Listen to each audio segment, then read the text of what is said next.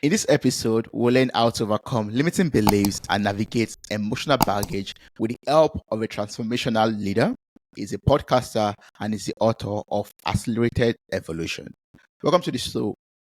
Welcome to the show, Satyen. How are you doing? Thanks for having me, Toby. Looking forward to chat with you today and share with you.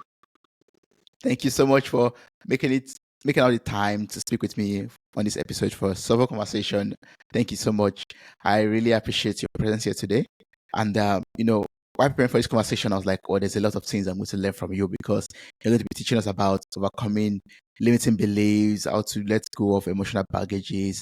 But before we get into all of those conversations, I would just like to learn from you as a being. Like, I got to know that your deepest purpose is to make it possible for others to awake in a way that is real, practical, and sustainable. Satyan, what gave birth to this purpose? I started out in martial arts as a youngster. In martial arts and kung fu, the philosophy is of the warrior and the sage. And the warrior is one who is a spiritual warrior. And the spiritual warrior is one who uses their power as a being to be of positive benefit to others and society. And the sage within us is that part which is connected to our altruistic wisdom, our unity, our oneness as human family. Sage is wisdom, warrior is power. When you mix power and wisdom together, it's a very powerful combination. Power without wisdom can cause harm. Wisdom without power can be impotent and just be intellectual or philosophical. But when we have warrior and the sage, so this has been my spiritual journey, my inner practice now for 4 decades. I started out in martial arts. That led me to the healing arts. And then that led me to the psycho-spiritual, many different forms of development.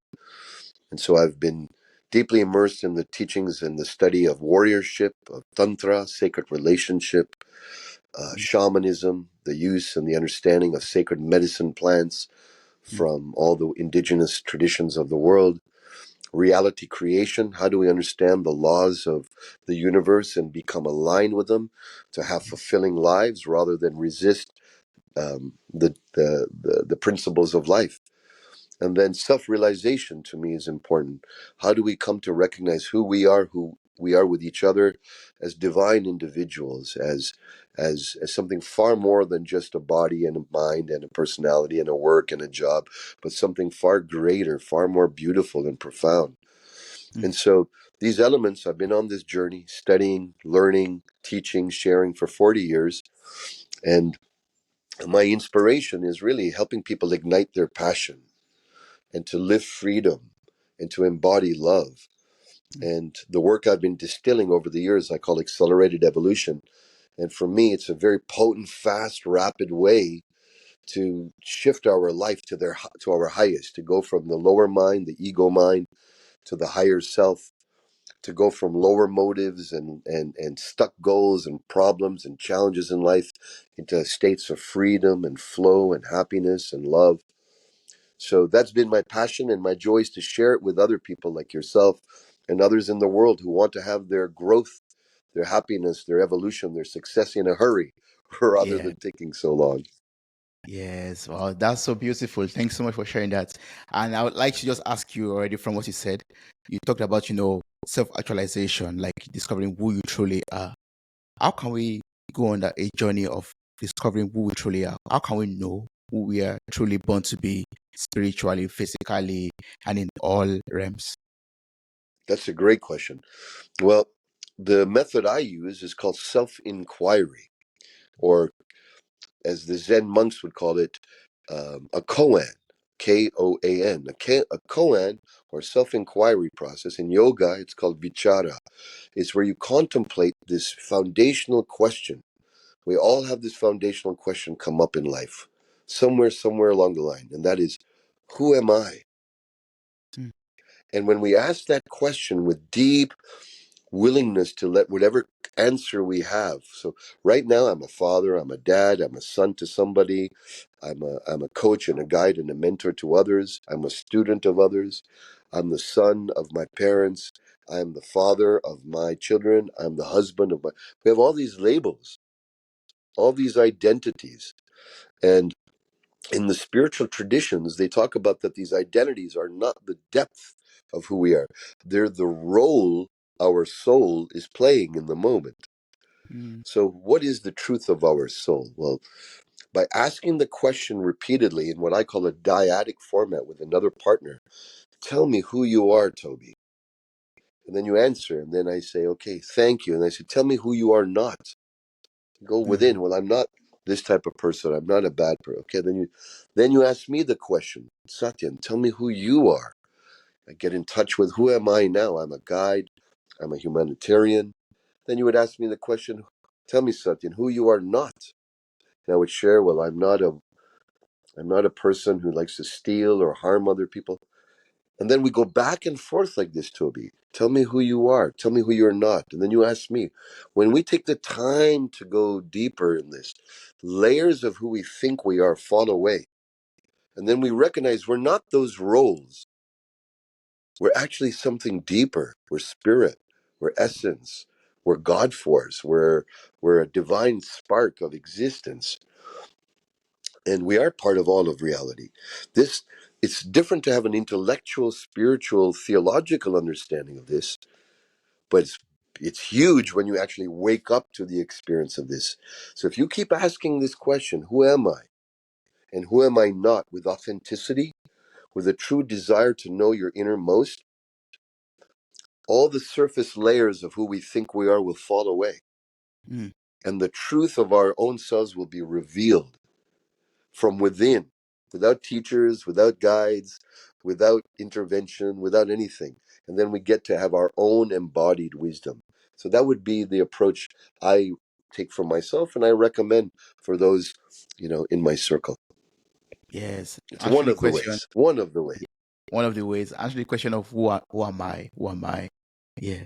And Satyan, thanks so much for that, because um while explaining that question, or while explaining that to me, I was just having that kind of, reflection that, okay, after I've gotten to understand who I truly am, what's the next thing for me? Is it actually answering the question of what I want to become, or who I want to Yes. become? Mm. Yes, that's a great question. So after one recognizes who they are, and that can take some time, a day or two, it could be pondering, where you get to the truth. Because every time you ask that, a layer of who you think we are comes up and then falls away. Just like a peeling of a layer of an onion to get to the core. When you get to the core, like you said, what's the next question to ask? The next questions to ask are, what's mine to do in the world? And what's not mine to do in the world?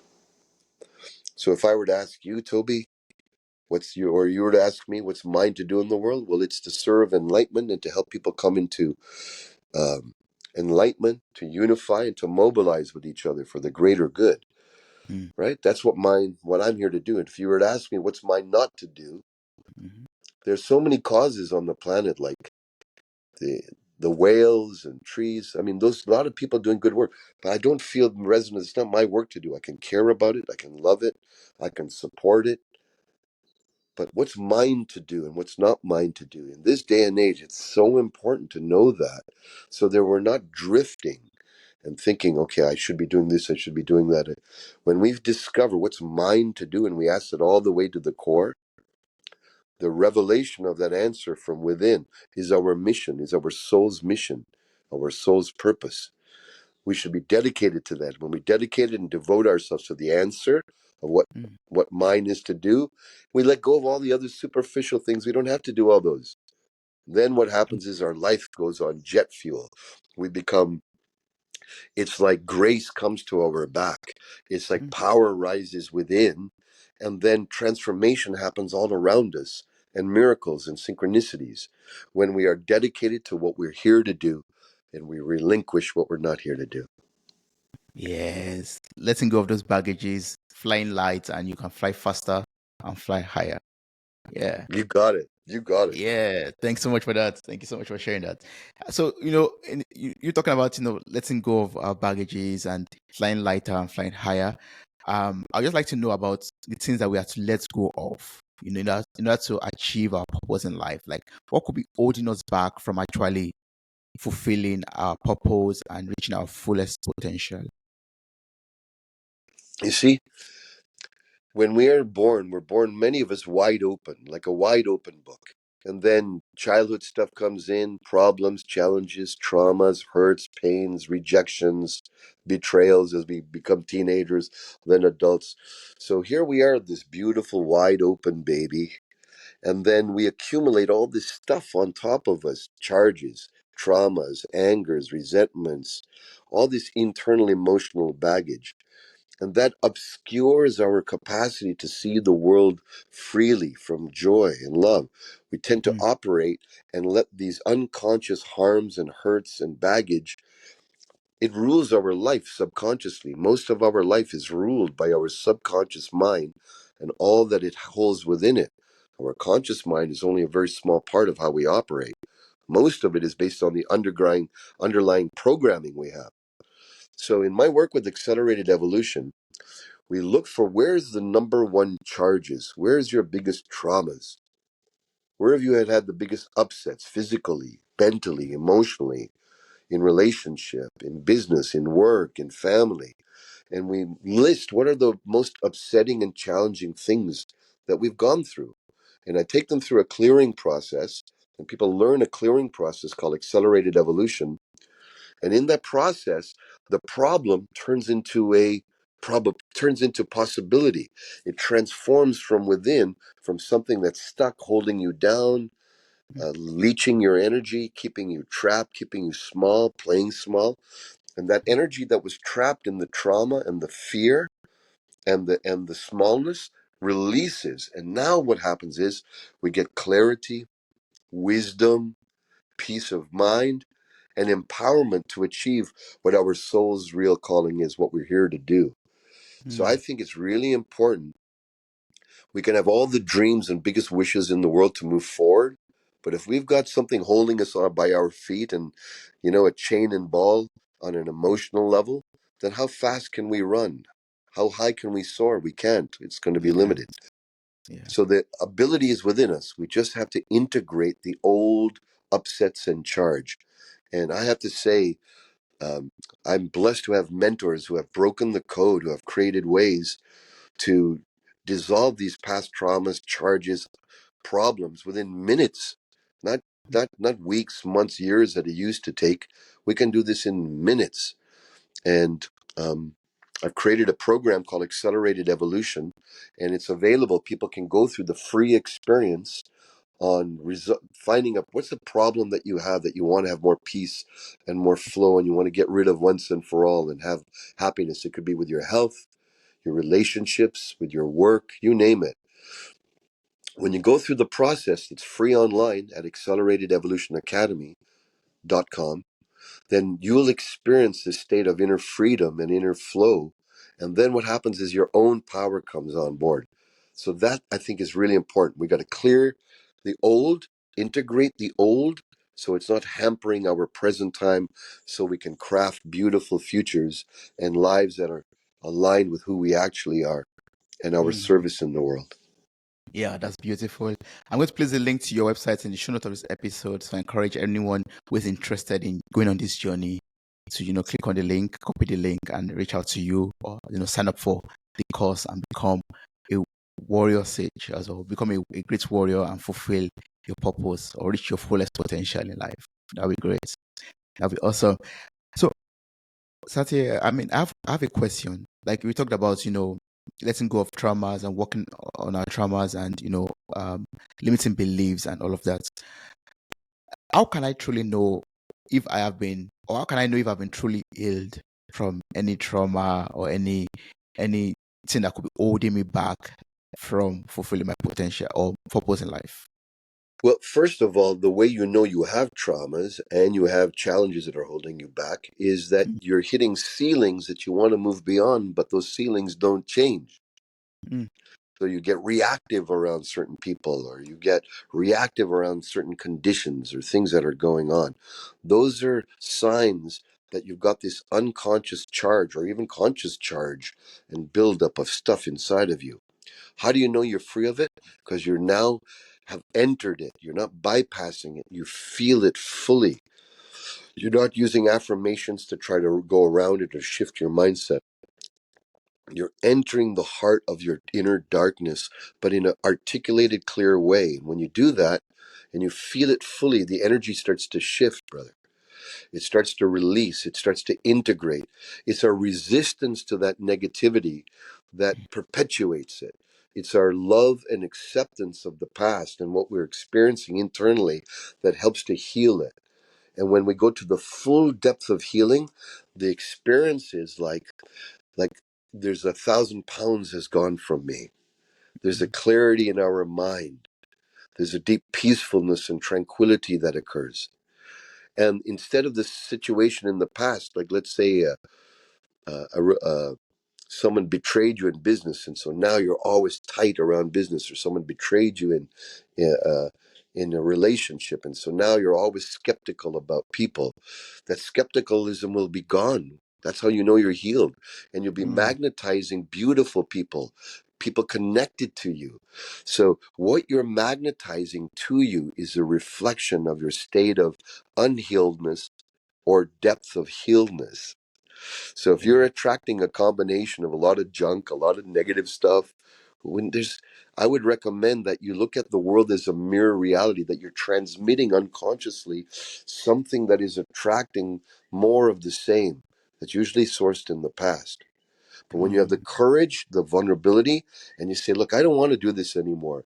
I want to magnetize what's beautiful to me in relationships, in health and wealth, in my freedom in life, and you're courageous enough to do the inner work.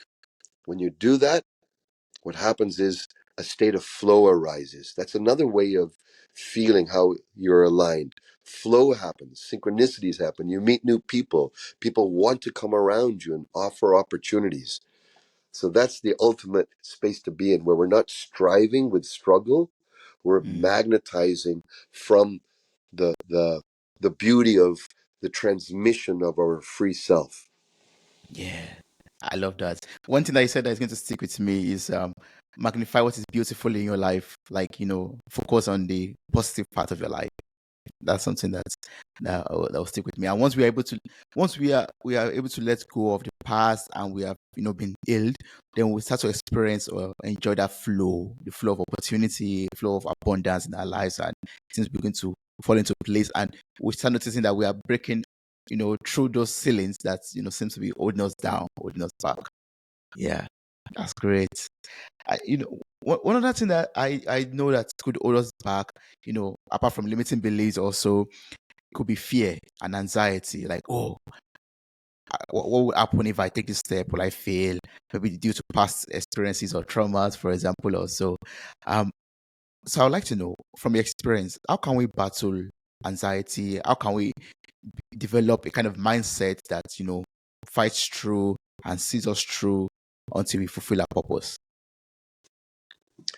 In my body of work with accelerated evolution, we don't treat fear as the enemy. Mm. We treat fear as a aspect of ourselves that is yearning for and desiring illumination, awakening. That it's some little inner child or some part of us that built a defense mechanism. If we were harmed as a youngster or a teenager, as an adult, then we can create a defense mechanism internally that we're never going to let that happen again. Fear is a defense mechanism. Now, there's natural fear, like fear of heights, fear of jumping off a cliff. These are healthy fears we should have. We should not be entertaining jumping off a cliff and things like this. But unhealthy fears are ones that are holding back our potentiality, like starting a new business or approaching or taking your relationship to another level of intimacy and connection.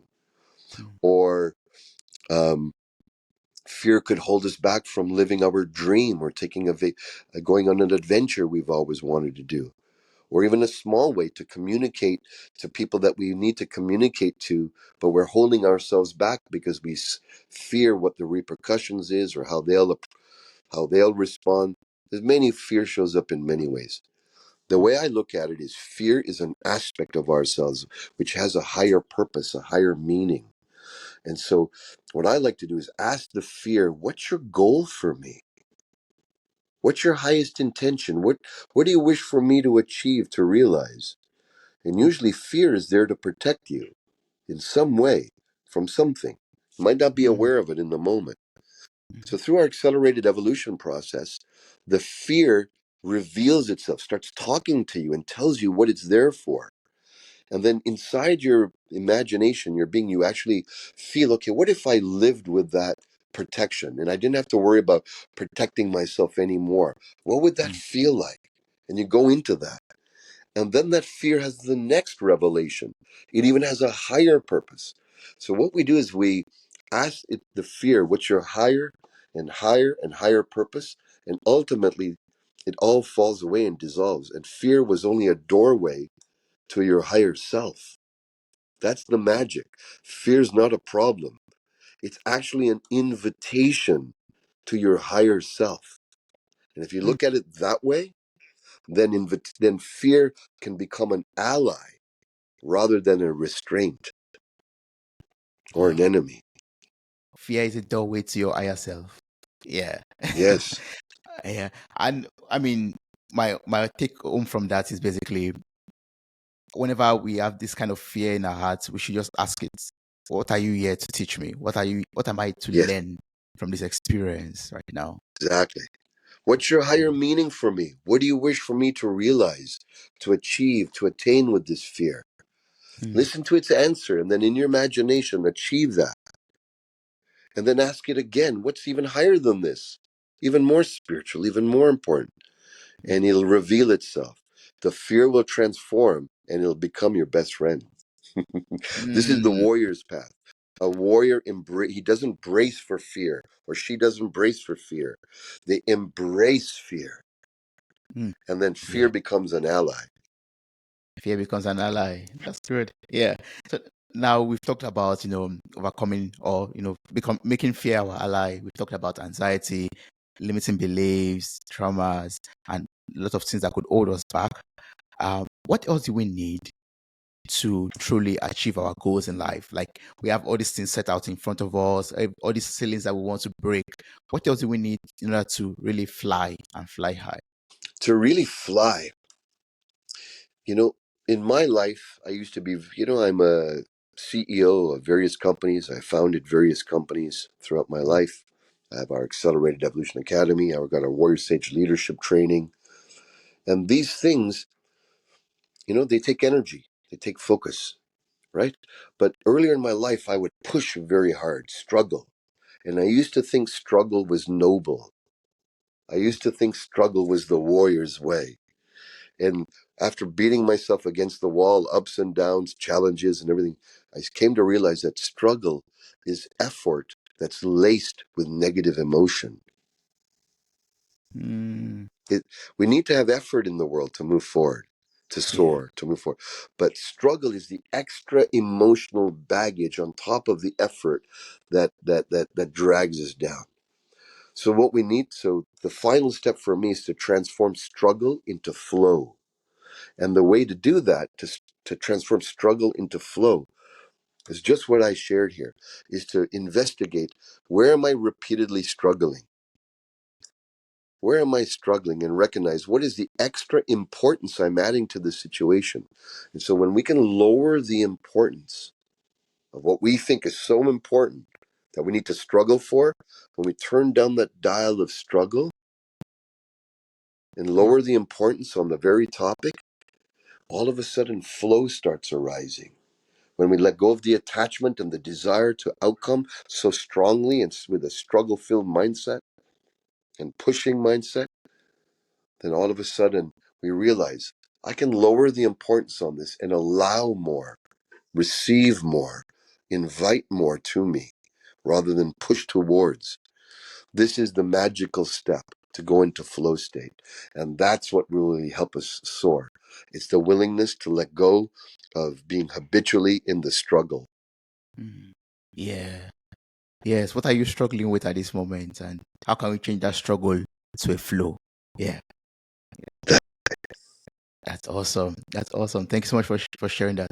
I would just like to know, like you said already, in the time past, you've founded a lot of companies. You are a lot of things. You do a lot of things basically. How do you balance it all? Like how do you balance every facet, every aspect of your life, and still remain centered? One of my business mentors, Kevin Nations, shared with me this beautiful philosophy of equilibrium, equanimity, balance.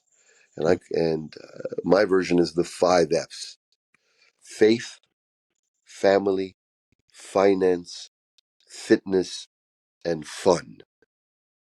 mm. And fun.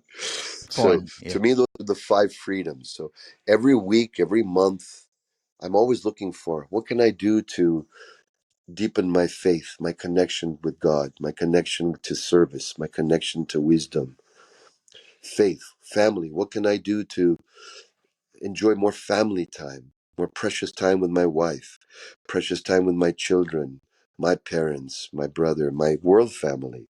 Mm, Faith, family, finance. What can I do to have not just more earnings, but the balance of earning, saving, spending, investing in a harmonious way, mm, not in an ego-filled, crazy way. Faith, family, fitness.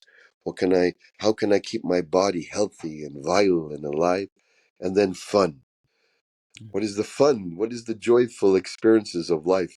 Not just to be hardworking. So what I do is every week I take a look at these freedoms: faith, family, finance, fitness, and fun, and I look at which one should I invest more in this week. Yeah. Which one did so? This week I had a lot of fun, and I did a lot of focus on my business. And Mm, because I'm in Hawaii now visiting, I'm having a lot of fun with new friends and new connections. But this week coming, I'm going to spend more time with my family. I'm going to call my daughter more, spend more time with my son. How are you, my son? And reach them. So this is the way I like to keep an equanimity and balance. I like to nurture the garden I have of faith, family, finance, fitness, and fun, as if they're different plants, different fruit trees in my garden. And then I yeah. water them, trim them, take care of them as a garden. So I like to live my life like a garden where I'm Yeah. nurturing all these beautiful areas. So I've become a whole man. And I learned this the hard way. Before I wasn't. I was so driven Mm, and I almost lost my family, divorce and all that because I was not in balance. mm, But now I've found that balance, thankfully, and I share the value of this equilibrium and nurturing the garden of our life. And yeah. yeah, that's been really a blessing in my life. Thanks for sharing that. What are the guardian of your life? Faith, family, finance, fitness, and fun. Yeah, that's awesome. What do you do for fun? I train martial arts, Brazilian jiu-jitsu. Ooh, okay. That That's sounds fun. one of my passions, one of my joys. Um, um, I like to I like to travel, even if it's small travels, even if it's a day trip. I like to go camping. I like to go um, in nature. I like to go for walks in nature and enjoy fun in nature. And I like entertainment, like going to see shows, live theater, live music. So those are the type of things I like to do for fun. Oh, that's great. Thanks so much for sharing that. Yeah. Uh, so from your experience and your exposure to the, personal growth industry and personal development industry, what do you think the future of personal growth is? With the invention or the existence of AI, machine learning, and the old technology that we have today. With all we've been working on, and this has been a deep area of interest and cultivation of how we can move this human potential movement into the next highest echelon. In the old Mm, days, it was very based on a strong leader, a strong personality figure who is the imparter and the transformational artist and master. mm, Now I feel we're in the era where it's a circle. The community is the master. The community, each one is, you're a master at play. I'm a master. Everyone mm, listening to has a mastery. Everyone yeah, watching, you have a mastery too. So if we come together and grow each other, not just hierarchical, one person, but what can I lend you? What, Toby, can you lend me? How can our friends and each other raise each other up? And so we arise together. I think that's the new era of human and societal transformation and personal transformation, is that it's a unification of masters at play rather than the old school of a linear strong leader. This is what I'm seeing around me. This is the wisdom I'm feeling. It's called circle culture in the indigenous wisdoms. Mm. Circle culture, as opposed to linear culture, which is Yeah. hierarchical, which has a king and then the subordinates and then the Mm. serfs. Mm. Here, a circular culture, like here in Hawaii, the old wisdom ways. And I know in Africa, I know it's the same as in India in the old days. Mm. In our own ancient wisdoms from all around the world, we came from the circle culture where everyone was treated as part of a whole. And that if each person, if there's anyone left out, we wouldn't be a whole. I Mm. believe the new era is the old era coming back with a new stage of wisdom, with a new stage of universality rather than just my tribe, but Mm. the world tribe as one. Yeah, we are all connected in one way, and it's in a circular form, I would say, like you said. Yeah, that's beautiful. That's so beautiful. I'm so grateful that I've gotten the opportunity to speak with you and learn so much from you. Like there's a lot of things I'm taking away from this episode. And I believe there are other people out there or listeners out there who would like to maybe still reach out to you, connect with you, maybe, take one course or the other from you. So what's the best way to do this, and what are the services that you offer that you want everyone to actually take part of? Thank you, Toby. Well, those of you who are called to look at removing those obstacles that we've talked about, those past charges, those hurts, traumas, you can have a complimentary free experience. It's downloadable on our website, acceleratedevolutionacademy.com. And those who are called into it, there's a training we have called Accelerated Evolution 360, Mm. and that helps you become a master of your own inner life, as well as you can become a coach and a guide and serve others. Mm. Those of you who are involved in business and leadership, then I would recommend you go to warriorsage.com, which is the master website. You can find all the other organizations that we serve and that are subsidiary companies in our organization. That's Go ahead. warriorsage.com. Yeah. This is specifically for business leaders, CEOs, executives who wish to become the top experts in human dynamics to lead their companies to levels of success and fulfillment, which one can, which are extraordinary. And so we've created a program called the Executive Black Belt. I consider it the ultimate leadership development for those in leadership positions who want to be of most impact and fulfillment in life. So those are the two I would recommend. Awesome. Thank you so much. One more time, the links will be in the show notes of this episode, warriorsearch.com and acceleratedevolutionacademy.com will be in the show notes of this episode for you to click on and also to connect with Satyen. Thank you so much. I really appreciate your presence here. Thank you so much for sharing all the words of wisdom and the nuggets that you shared with us also. That was so wonderful. Thank you. I appreciate you so much.